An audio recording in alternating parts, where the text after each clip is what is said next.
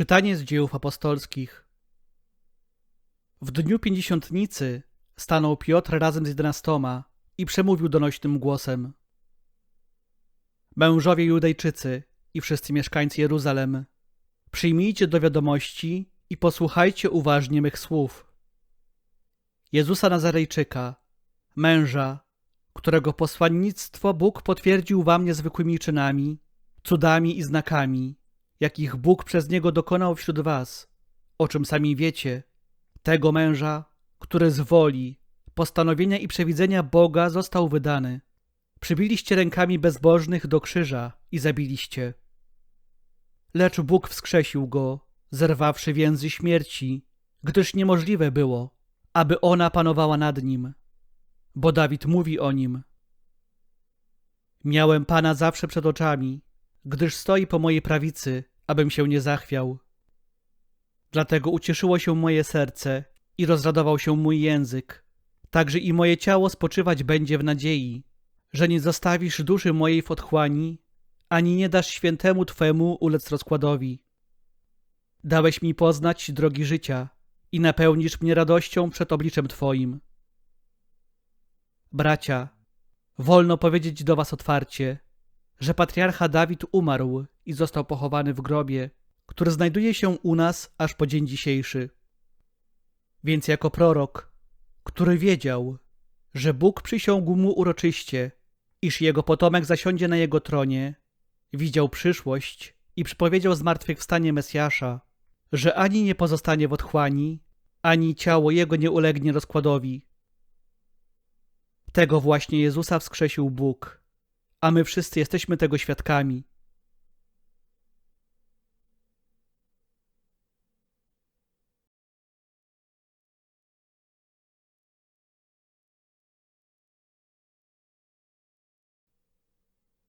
Czytanie z pierwszego listu świętego Piotra Apostoła. Bracia, jeżeli ojcem nazywacie tego, który bez względu na osoby sądzi każdego według uczynków, to w bojaźni spędzajcie czas swojego pobytu na obczyźnie. Wiecie bowiem, że z odziedziczonego po przodkach waszego złego postępowania zostaliście wykupieni nie czymś przemijającym, srebrem lub złotem, ale drogocenną krwią Chrystusa, jako baranka niepokalanego i bez zmazy. On był wprawdzie przewidziany przed stworzeniem świata, dopiero jednak w ostatnich czasach objawił się ze względu na was. Wy przez Niego uwierzyliście w Boga, który wskrzesił Go z martwych i udzielił Mu chwały. Także wiara wasza i nadzieja są skierowane ku Bogu.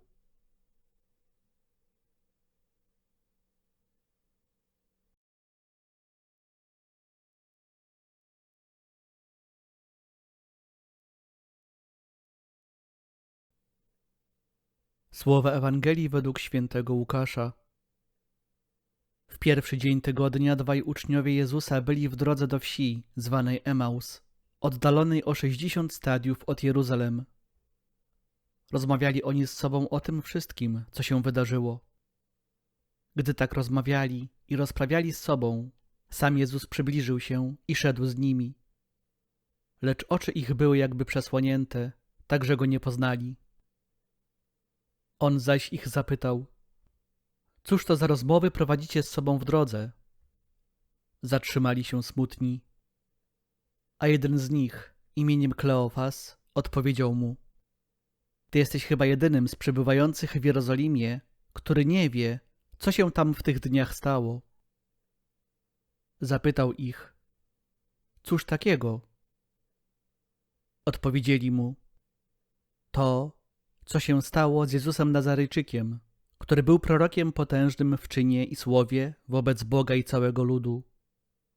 Jak arcykapłani i nasi przywódcy wydali Go na śmierć i ukrzyżowali.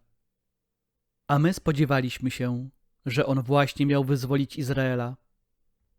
Ale po tym wszystkim dziś już trzeci dzień, jak się to stało. Nadto jeszcze niektóre z naszych kobiet przeraziły nas. Były rano u grobu, a nie znalazłszy Jego ciała, wróciły i opowiedziały, że miały widzenie aniołów, którzy zapewniają, iż On żyje. Poszli niektórzy z naszych do grobu i zastali wszystko tak, jak kobiety opowiadały, ale jego nie widzieli. Na to on rzekł do nich: Oni rozumni, jak nieskore są wasze serca do wierzenia we wszystko, co powiedzieli prorocy. Czyż Mesjasz nie miał tego cierpieć, aby wejść do swej chwały? I zaczynając od Mojżesza, poprzez wszystkich proroków, wykładał im, co we wszystkich pismach odnosiło się do niego.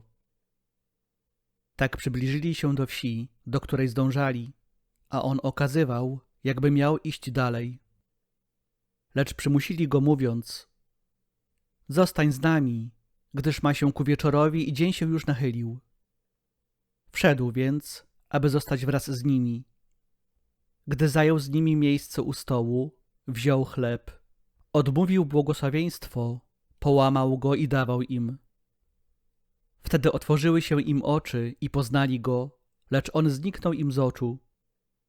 I mówili między sobą: Czy serce nie pałało w nas, kiedy rozmawiał z nami w drodze i pisma nam wyjaśniał?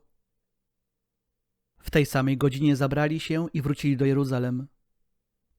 Tam zastali zebranych 11, a z nimi innych, którzy im oznajmili: Pan rzeczywiście zmartwychwstał i ukazał się Szymonowi.